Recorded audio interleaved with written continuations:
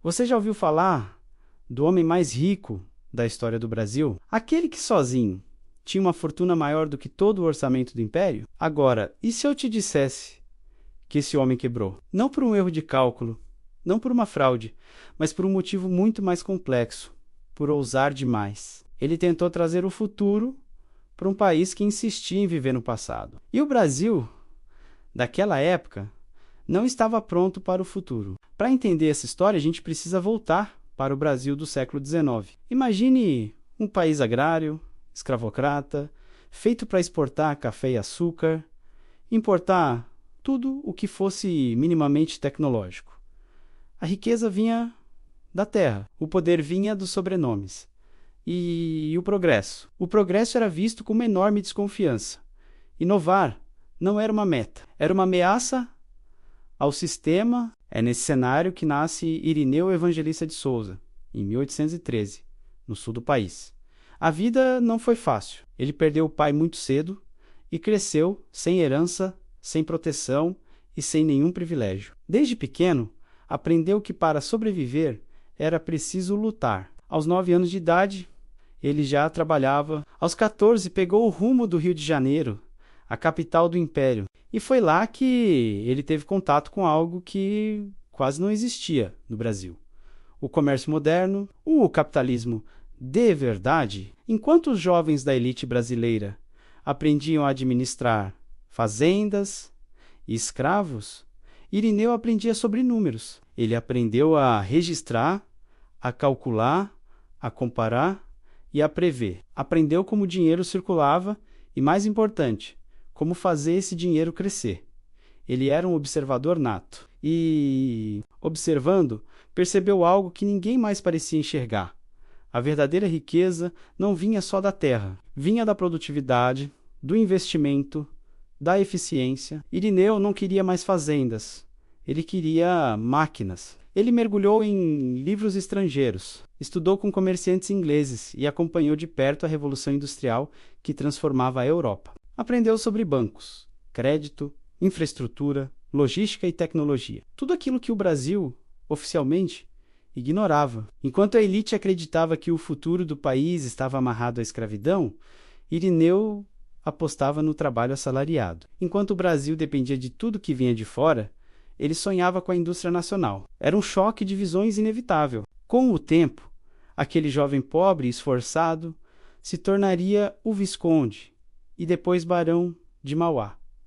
E em poucas décadas, ele construiu um império industrial que o Brasil jamais tinha visto. Mauá fundou o maior estaleiro de toda a América do Sul. Criou um banco poderoso, com filiais no Brasil, no Uruguai e até na Europa. Construiu a primeira estrada de ferro do país, um marco histórico. Foi ele quem trouxe a iluminação a gás para as ruas escuras do Rio de Janeiro. Ele investiu em portos, em navios a vapor, em companhias de transporte e em dezenas de indústrias. Pense nisso. Onde antes havia atraso, ele colocou trilhos. Onde havia escuridão, ele levou luz. Onde havia dependência, ele tentou criar autonomia. Enquanto o Brasil se contentava em exportar matéria-prima, Mauá exportava ideias. Ele tinha uma visão clara.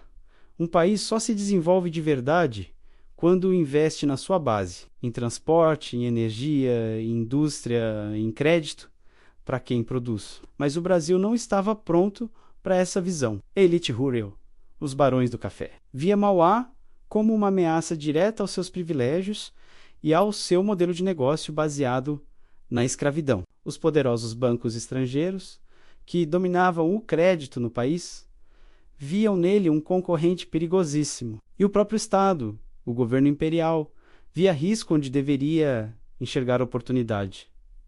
A verdade é que Mauá não se encaixava. Ele não seguia o roteiro, não dependia de favores políticos para crescer e não aceitava o atraso como destino. Defender o trabalho livre em país escravocrata era um ato de coragem, quase uma provocação. Defender a indústria nacional em uma colônia econômica disfarçada de império era ofensivo para muitos. E defender a modernização em um sistema acomodado e resistente à mudança era quase um crime. Ser moderno no Brasil do século XIX tinha um preço. Esse preço era muito, muito alto. Então, a tempestade perfeita começou a se formar. Vieram as guerras em que o Brasil se envolveu na região do Prata, que afetaram seus negócios no Uruguai e na Argentina. Vieram as crises financeiras globais, que abalaram os mercados. Vieram as mudanças na política cambial do governo, que prejudicaram suas empresas.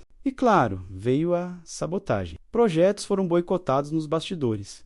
Créditos que eram essenciais foram negados. Contratos foram rompidos sem explicação. Os apoios políticos, que já eram poucos, desapareceram completamente. Mesmo assim, Mauá resistiu o quanto pôde. Ele reinvestiu o próprio dinheiro, reestruturou suas empresas, tentou negociar com o governo e com seus credores, mas lutar sozinho contra o sistema é uma batalha que consome recursos, energia e tempo. E o sistema, no final das contas, raramente perde. Pouco a pouco, suas empresas foram enfraquecendo.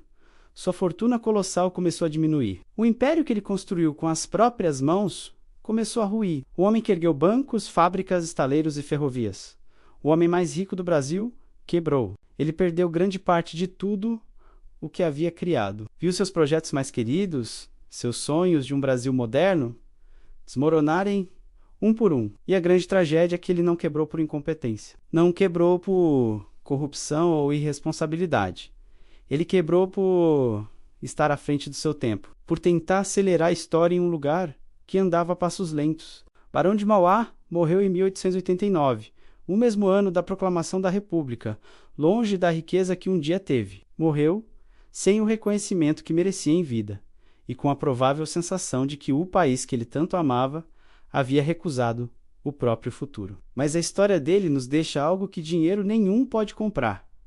Deixou um exemplo, ele provou que um outro Brasil era possível, que a indústria nacional não era um delírio, que o progresso não era uma utopia. Mauá nos mostrou que nem todo fracasso é uma derrota completa, e que nem toda vitória acontece da noite para o dia. A história do Barão de Mauá é a prova de que, às vezes, quebrar não significa que você estava errado. Significa apenas que você chegou cedo demais. Obrigado por assistir. Se você gostou dessa história e quer ver mais conteúdo como este, não se esqueça de se inscrever no canal e deixar o seu like.